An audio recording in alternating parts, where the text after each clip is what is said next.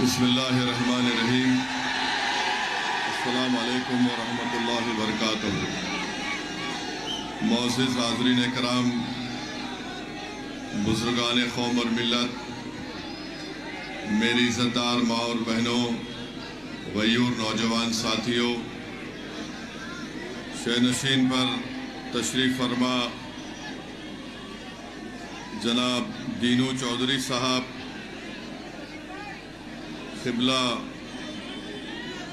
मोहम्मद रज़ा ज़ैदी साहब जो इमाम जुमा हैं शिया मस्जिद के, सलीम सैफ़ी साहब टावर वाले, सलीम सैफ़ी के कैंची वाले, अब्दुल करीम चच्चा साहब, हाजी वहीद कुरैशी साहब,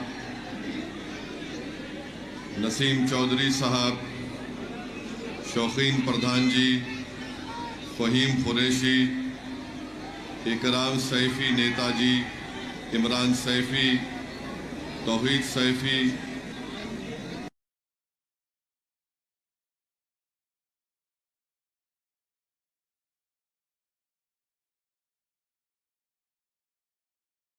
रहीमुद्दीन सैफ़ी, डॉक्टर रियाज सैफ़ी साहब, शावेद सैफ़ी साहब, हाजी अनीस सैफ़ी साहब, अब्दुल्ला कुरैशी साहब, हाजी सलीम सिद्दीकी साहब, सगीर सिद्दीकी साहब, हाजी रियाजुद्दीन सैफ़ी साहब, सलाहुद्दीन सैफ़ी साहब, समीरुद्दीन सैफ़ी साहब, इकराम सैफ़ी साहब, अब्दुल करीम साहब, जनाब शोएब जामाई साहब, दिल्ली प्रदेश के मजलिस इत्तेहादुल मुस्लिमीन के सदर जनाब शौकत अली साहब, उत्तर प्रदेश के मजलिस इत्तेहादुल मुस्लिमीन के सदर शादाब साहब, सैयद अतीक साहब जो मुंबई से तशरीफ़ लाए हैं, महाराष्ट्र के मजलिस इत्तेहादुल मुस्लिमीन के जनरल सेक्रेटरी सईद साहब, फ़खरुद्दीन अंसारी साहब, मोहतरम अज़ीज़ान मिल्लत, मैं आप तमाम का शुक्रगुज़ार हूँ कि आपने अपना कीमती वक्त निकाल कर आज जनाब ताहिर हुसैन साहब के इस इंतखाबी जलसे और रैली में आपने शिरकत की। मेरे अजीज़ दोस्तों और बुज़ुर्गों, आज दोपहर के वक्त मुझे आना था, पैदल दौरा पदयात्रा करना था,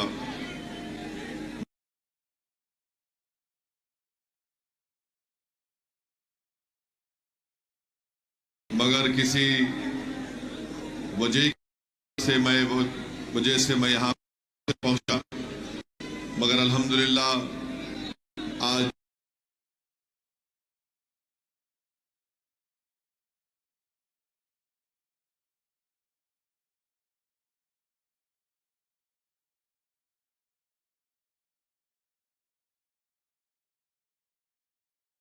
जनाब ताहिर हुसैन साहब से मेरी मुलाकात हुई। बड़ा साथ में अमन को मजबूत करना चाहते हैं।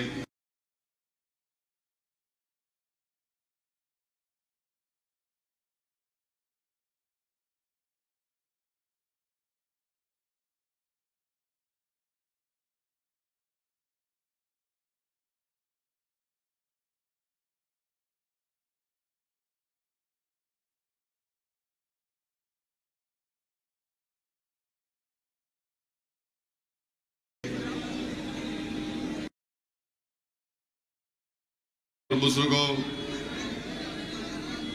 अल्लाह सुब्हाना व तआला फरमाता है कि कैदियों का साथ दो, नरमी से पेश आओ, यतीमों का साथ दो, उनसे नरमी से पेश आओ। मेरे अजीज दोस्तों और बुजुर्गों, आज मैं आपसे ये गुजारिश करने आया हूँ कि एक शख्स 5 साल से जेल में है और मुझे यकीन है कि अल्लाह उनसे इंसाफ करेगा। मुझे यकीन है कि अदालत उनसे इंसाफ करेगी। मगर मेरे अजीज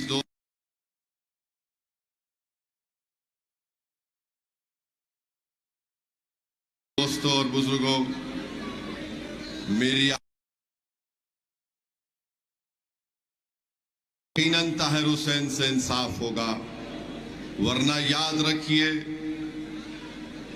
अगर कोई ये समझ रहा है कि ताहिर हुसैन 5 साल के बाद जेल से निकला है और मुखालिफीन ताहिर हुसैन ये कह रहे हैं कि ताहिर हुसैन के पास जितनी दौलत हमारे पास है उसके पास नहीं है।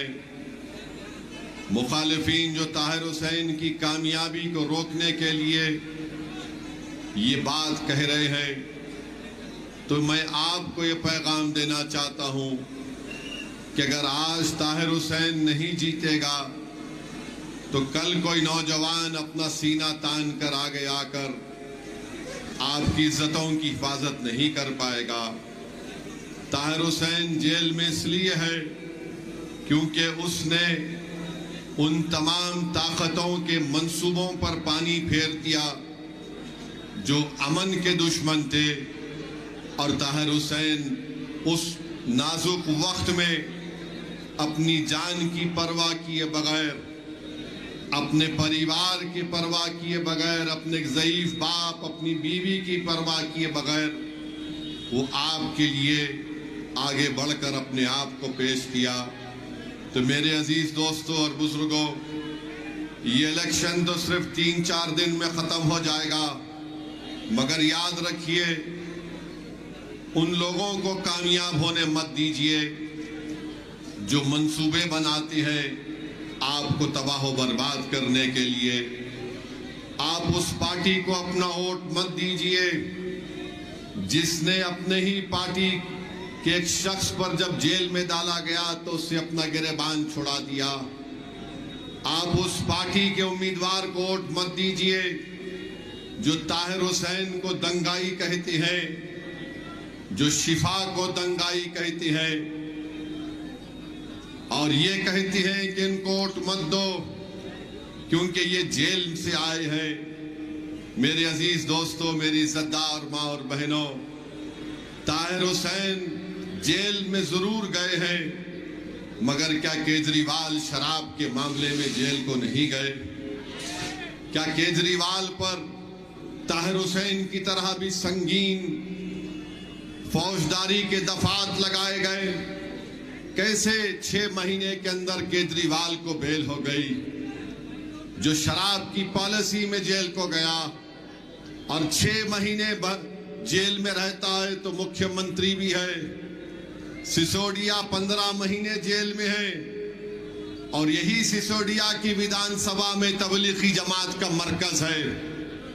मैं मुस्तफाबाद की जनता को, ओखला की आवाम को और दिल्ली की आवाम को बताना चाह रहा हूं, यही आम आदमी पार्टी की सरकार ने जब कोविड के वक्त एक झूठा इल्जाम तबलीगी जमात पर लगाया तो इसी केजरीवाल की सरकार ने तबलीगी जमात के खिलाफ एक FIR रजिस्टर करवाया था।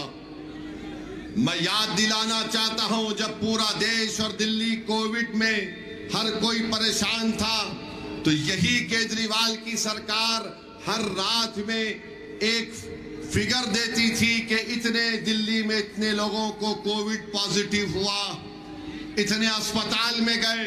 उस लिस्ट के नीचे लिखा जाता था मरकज में इतने लोग कोविड की वजह से उनको शिकार हो गए। ये आपको फैसला करना है, खास तौर से मुस्तफाबाद, ओखला की आवाम को, कि जिस आम आदमी पार्टी ने तबलीगी जमात के ऊपर FIR दर्ज करा के पूरे देश में मुसलमानों के खिलाफ एक झूठा प्रोपेगेंडा मुहैया किया कि इन दाढ़ी वाले और इन टोपी पहनने वालों की वजह से कोविड देश में फैला है, जो बाद में अदालत ने कहा है कि सरासर झूठ है, मगर ये केजरीवाल की सरकार थी। जब 5 तारीख कोर्ट डालने जाएंगे तो याद रखो, जिसने तुम्हारे खिलाफ नफरत की दीवार और आंधी को खड़ा किया, क्या तुम उसको वोट दोगे? जो इल्जाम झूठा साबित हुआ। मैं जानता हूं कितना जुल्म हुआ, मैं जानता हूं कि कितने लोग मरकज में फंसे हुए थे। मेरे ही हैदराबाद से कई लोग यहां पर फंसे हुए थे। किस तरह से उनको अजियतें दी गई, किस तरह से उनको परेशान किया गया। उनके साथ उनके घर वाले थे, उनकी बेटी और बीवी थी। किस तरह उनको ताने मारे जाते थे, किस तरह उनको गालियां दी जाती थी। कहां था ये केजरीवाल जो आज अपने आप को कहता है कि मैं बड़ा सेक्युलर हूं। मेरे अजीज दोस्तों और बुजुर्गों, इन बात को याद रखिए कि इस शख्स और उसकी पार्टी और हुकूमत की तरफ से पूरे मुल्क में अगर सबसे पहले इल्जाम किसी ने लगाया तो इस केजरीवाल ने FIR दर्ज करवाया। मगर यही दिल्ली की सड़कों पर जब एहतजाज होता था, गालियां दी जाती थी, इल्जामात लगाए जाते थे, तो क्या केजरीवाल की सरकार ने कोई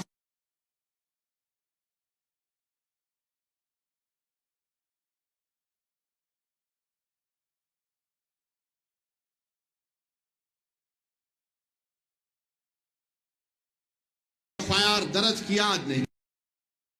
तो क्यों मारा गया था? क्योंकि गांधी भूख हड़ताल पर बैठे थे। उस वक्त मुसलमानों पर जुल्म हो रहा था। कुतुबुद्दीन बख्तियार काकी रहमतुल्लाह अलैह की दरगाह को नुकसान पहुंचाया गया था। गांधी वहां पर पहुंचकर उसका तामीरी काम शुरू कराते हैं। गांधी मुसलमानों पर जुल्म को बंद कराने के लिए, सच्चाई के लिए गांधी ने भूख हड़ताल की थी। तो गोडसे आकर गांधी के सीने में गोली मार देता है।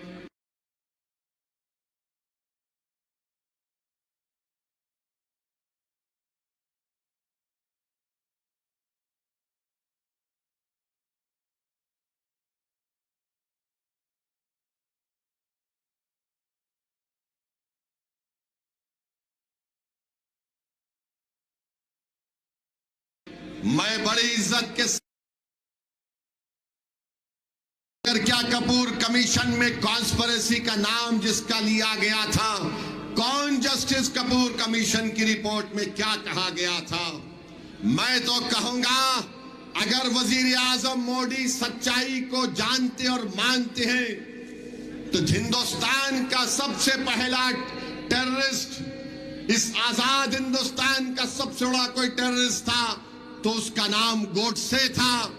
इसीलिए मैं मोदी से मुतालबा करता हूं कि 30 जनवरी को एंटी टेररिज्म डे डिक्लेयर कर देना चाहिए, क्योंकि आजाद भारत में उस शख्स ने गांधी को गोली मारी थी, एक ज़ईफ आदमी को गोडसे ने गोली मारी थी। रिकॉर्ड उठाकर देख लो, एक बीजेपी के MP ने कहा था मैं गोडसे को मानने वाला हूं। बताओ मोदी जी, आपके पार्टी में ऐसे लोग भी हैं जो गोडसे के भक्त हैं। मेरे अजीज दोस्तों और बुजुर्गों, एक और अहम बात मैं आपके सामने रखना चाहता हूं। मुस्तफाबाद के बाज गली कूचों में आपके इलाकों में मुझे फिरने का मौका मिला। मुझे आज तक समझ में नहीं आया कि इस इलाके में लोग इंसान बसते हैं, मगर यहाँ पर मोहरियों का पानी बहता है, यहाँ पर कचरे के अंबार हैं, यहाँ पर गंदगी की सफाई का कोई इंतजाम नहीं है और पीने का पानी दस्तयाब नहीं है। तो मोदी और केजरीवाल एक नूरा कुश्ती लड़ रहे हैं।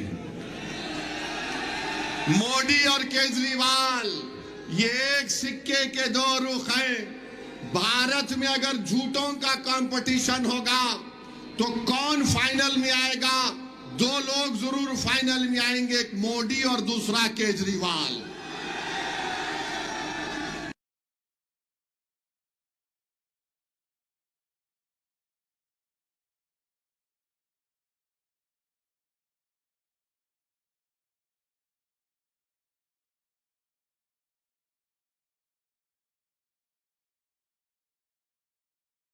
ये कहता है कि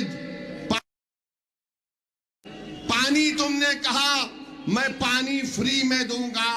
मैं केजरीवाल से पूछना चाहता हूं कि तुम्हारे बजट में तुमने 850 करोड़ रुपया खर्चा किए, किसके लिए? फ्री पानी। कितना पानी? एक घर को इस झूठे ने कहा था मैं 20,000 लीटर दूंगा, यानी आखिरी है ये। यानी मैं समझता था कि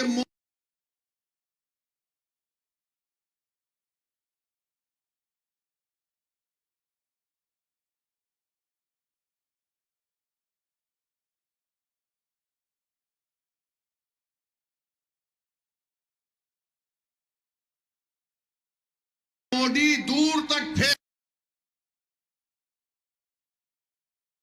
फ्लोर के लिए 30 रुपये, सेकंड फ्लोर के लिए 35 रुपये, थर्ड फ्लोर के लिए। ना मोदी फर्स्ट फ्लोर को आते, ना केजरीवाल सेकंड फ्लोर को आते, ना सिसोदिया थर्ड फ्लोर को आता है। मगर दिल्ली की जनता परेशान है। ये बोलता जहर, वो बोलते ये। अरे दिल्ली की जनता परेशान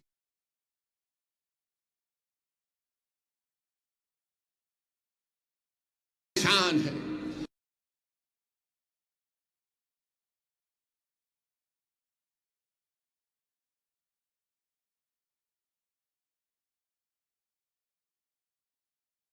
मैं केजरीवाल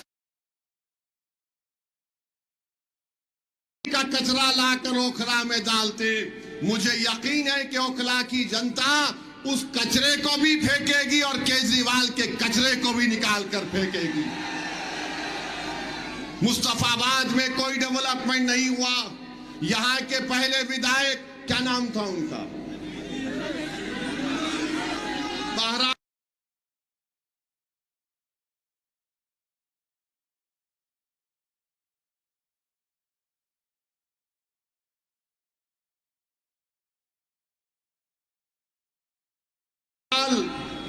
हाजी, बताओ आपको बोला गया था हम देंगे, हम करेंगे।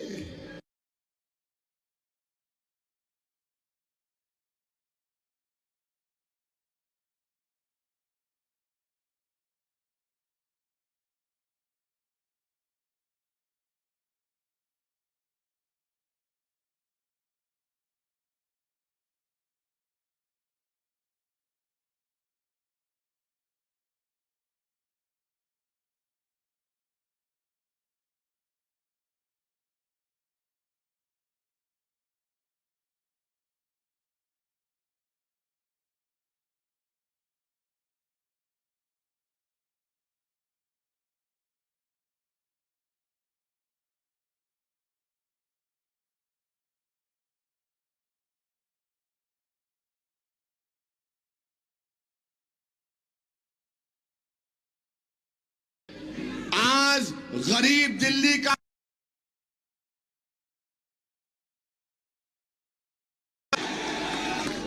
पैसा झाड़ पे उग रहा है ना। मोदी जी और केजरीवाल झाड़ पे लगे, तोड़ ले, तू ले, तू ले, तू ले। अब वो बेचारा गरीब, ओ 2500 10 साल से आपको झूठ बोला जा रहा है और मोदी जी भी 10 साल से झूठ बोल रहे हैं। वो 15 लाख अकाउंट में नहीं आए, वो 2 करोड़ नौकरियां नहीं आई, ये इनके वादे, फ्री पानी, फ्री बिजली। मुस्तफा बोलते हैं दिल्ली में, केजरीवाल बोलता है कि मैंने स्कूल बनाया। आओ मुस्तफाबाद में मैं देखना चाह रहा हूं कौन सा स्कूल तुमने बनाया, बताओ हमको। डिस्पेंसरी बना दी, अरे कहां बनाया? यहां पर तो लोग रोज बीमार पड़ते हैं। मैं खुद अपनी आंखों से देखा कितनी गंदगी है यहां पर। मेरे भाई याद रखो, ये केजरीवाल का एक ही पैगाम है और केजरीवाल यहां पर नहीं आएगा मुस्तफाबाद में, क्योंकि केजरीवाल के जो लोग हैं जिनको हम बिचौलिया कहते हैं,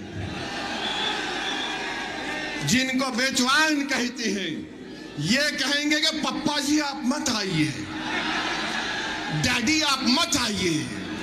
हम मुस्तफाबाद की जनता को बीजेपी का डर दिखा देंगे, ये गंदगी को भी भूल जाएंगे, पीने के पानी को भी भूल आपको वोट दे देंगे। अरे बिचौलियों और केजरीवाल के चमचों, अब एक ताकत उभरी है मजलिस ताहिर हुसैन के नाम से।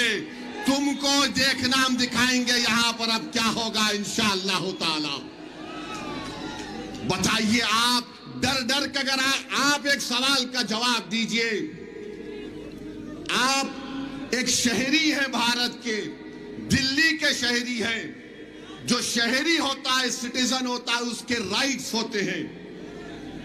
वोटर होता है जो खाली वोट दे के चले जाता, मुझे कोई फर्क नहीं पड़ता, मैं गंदगी को भी कबूल कर लूंगा, पानी नहीं मिलेगा तो भी कबूल कर लूंगा, घर में बच्चे बीमार पड़े तो कबूल कर लूंगा, कोई 5 साल जेल में सड़ता रहे उसको कबूल कर लूंगा।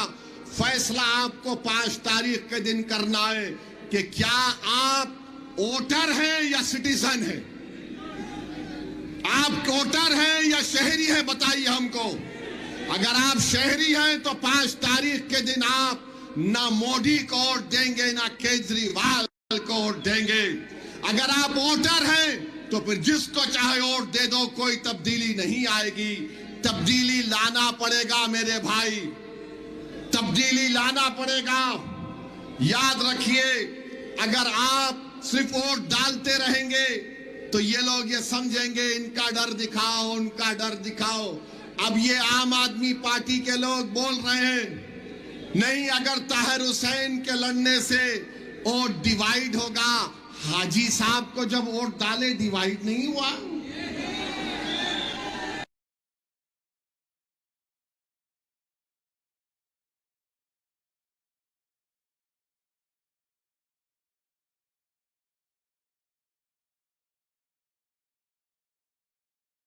यानी तुम